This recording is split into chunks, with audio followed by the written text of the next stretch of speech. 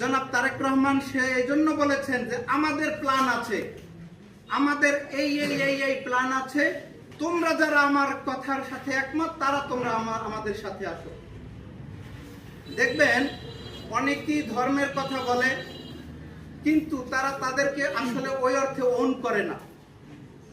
কিন্তু আমরা বাংলাদেশ জাতীয়তাবাদী দল বিএনপি এদেশের আলেম ওলামাদেরকে ওন করি।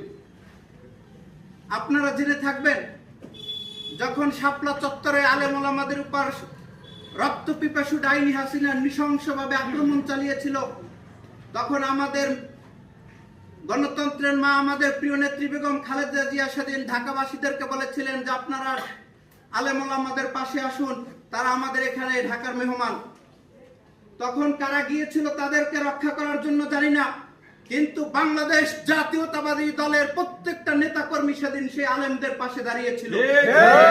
আমরা সেদিন বুক চিতিয়ে নটরডেমের সামনে, আমি আব্দুল কাইম বলতে পারি, সেদিন নটরডেমের সামনে বুক চিতিয়ে আমরাই লড়াই করেছিলাম। যতটুকু প্রোটেক্ট করার সেটা আমরাই করেছিলাম।